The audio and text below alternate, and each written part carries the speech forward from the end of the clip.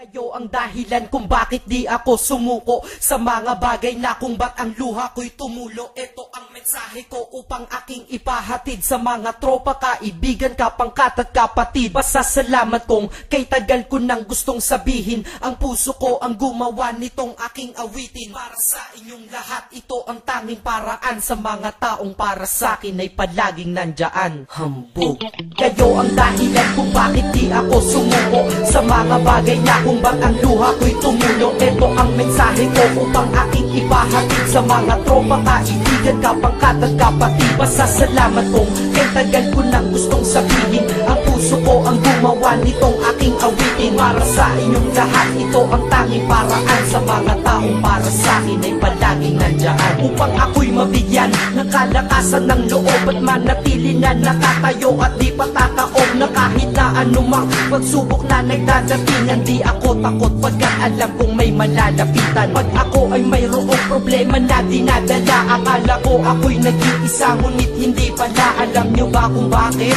Kasi andyan sila, handa na iabot ang tulong nagmula sa kanila. Walang reklamo at walang hinihingi na kapalit. Kaya di lang kaibigan turing ko kundi sang malapit na kapatid. Sila'y kinikilala kong ikalawa na pamilya. Wag ko daw isiping mag-isa ka pa. Dahil sila'y aking sandalan, di ako pinabayaan. Damahin ko kalungkutan, di nila pinapayagan. Kung wala kayong lahat kaibigan ko, marahil wala na rin ako. Ngunit nandito pa ako dahil kayo ang dahilan kung bakit di ako sumuko sa mga bagay na kung ba't ang luha ko'y tumulo. Ito ang mensahe ko upang aking ipahatid sa mga tropa, kaibigan, kapangkat at kapatid. Pasasalamat kong kay tagal ko nang gustong sabihin. Ang puso ko ang gumawa nitong aking awitin. Para sa inyong lahat, ito ang tanging paraan sa mga taong para sa akin ay palaging nandyan. At di kayo nawawala at di ako tinalikuran. Yan ang dahilan kung bakit hindi ko kinalimutan ang aking pinagmulan. Pakikisama nangunguna. Pag nakita ka ng tropa sasabihin shot ka muna. Pag nabadrip sa pamilya lalabas ka lang ng bahay. Lakad lang ng konti, andyan sila at merong tagay na inyong pagsasaluhan at inyong pinapaikot. Simpleng tulong yan nilang unti-unting pinapalimot. Ang problema mong pasan-pasan sa mga pangyayari sa tahanan o sa pera o kahit pa sa babae. Kahit sa gulo o away, tila ba mga sundalo, di pwedeng maiwan ang isa manalo o matalo. Ganyan ang kaibigan ko, mas kilala bilang barkada. Kung ako'y mamamatay na bukas, ako'y handa na. At kung may ikalawang mundo o buhay para sa akin,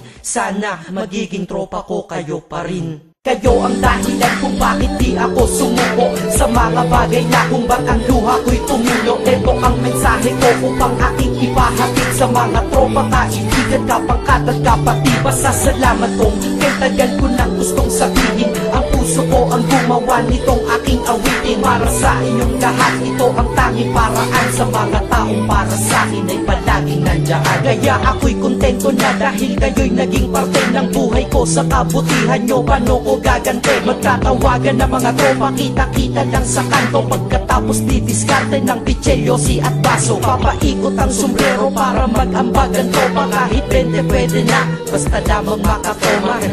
Ganito kami is magkakaramay, kaya wag kang magtaka kung ba't masasaya ang tambay. Dahil tambay ay binubuo ng samahan na tunay. May kaibigang adik, mabait, iba ay merong sungay. Oo, iba-iba ang aming mga katauhan, pero iisa ang grupo pag sa trip at kagaguhan. Pag ika'y nalulungkot, kanino ka ba lumalapit? Pag nais mong bumitaw, kanino ka ba kumakapit? At kanino ka lumapit sa oras ng kagipitan? San pa ba? Diba sa kaibigan? Kayo ang dahilan kung bakit di ako sumuko sa mga bagay na kung ba't ang luha ko'y tumulo. Ito ang mensahe ko upang aking ipahatid sa mga tropa, kaibigan, kapangkat at kapatid. Pasasalamat kong kay tagal ko nang gustong sabihin. Ang puso ko ang gumawa nitong aking awitin. Para sa inyong lahat, ito ang tanging paraan sa mga taong para sa akin ay palaging nandyan. Salamat. Acero Records, Sad Productions, hambog ng Sad Pro Crew.